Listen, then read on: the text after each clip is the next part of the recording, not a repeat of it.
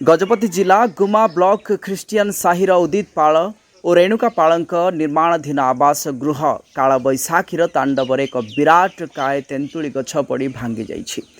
चलित वर्ष प्रधानमंत्री आवास योजना रे रेणुका पालंक नाम एक घर मंजूरी होइथिला। सेही घर निर्माणर प्राय शेष पर्यायर थिला, जहाँ केवल छात ढलई कार्य बाकी थिला। इतिमध्यरे सेमाने घर बाबद रे दुईटी किस्तिर मोट 1,05,000 टंका पाइछन्ति। नियंट हेबारु धार करज करी मध्य टंका खर्च करिछन्ति।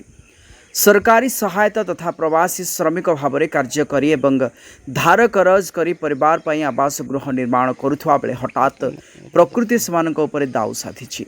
बहु कष्ट रे करिथवा आवास गृह नष्ट होई जाइथवा हेतु निराशारे भांगी पड़िछन्ति रेणुका पाल और उदित पाल।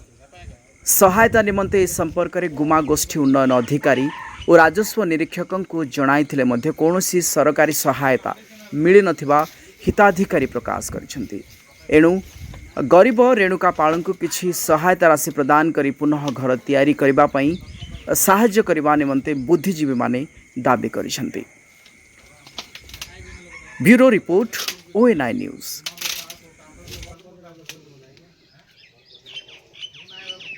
मो ना हूँ उदित पाल, गुमा ख्रिस्टियन साई।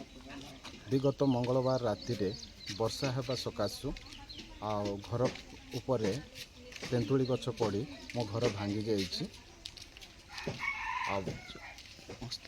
मो स्त्री ना रेणुका पाल, तांको ना रे घर आसीथिला। आमे गोटे कुली मंजूरी करुथिबा लोक अग्निबाहिनी भी आसीथिले गछ गुड़ा काटिले, किंतु आउ किछि रही जाइछि। तांको कहिबारु आमे रास्तारो ही काटिबु, बाकी आमे काटिबु नै। तो मु आरआई पाखक भी जाइथिली मोर समस्या नहीं कि घर भांगी गला बोली कि, तो से किछि कहले जे किछि मिलिबो नै। ए प्रकार भाबरे आमानकु निराश करी कि फेरई देले।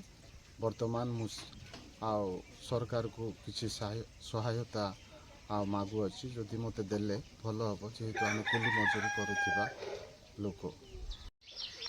मो गुमा ग्रामर निवासी, मोर ना राजकुमार पाणी। उदित पाल यही वर्ष रे प्रधानमंत्री आवास योजना पाइथिले। दुई किस्ती पाई घर बांधुथिले, किंतु हठात मंगलवार दिन 100 वर्षर तेंतुली गछ तांकर घर उपरे पड़ी घरटा नष्ट हो जाइछि। सेतिपाई से बहुत निराश हताश होउछन्ति, कारण से कुली मजूरी करी बंचुथिबा जने व्यक्ति।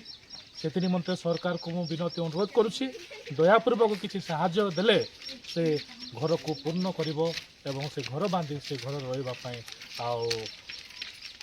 हबो। एति निमंते विशेष कर अनुरोध करछु सरकार को दया करी तांकर ए घरर जो भांगी जाइछि ताहार किछि थैतान व्यवस्था कले आमे खुशी होंता।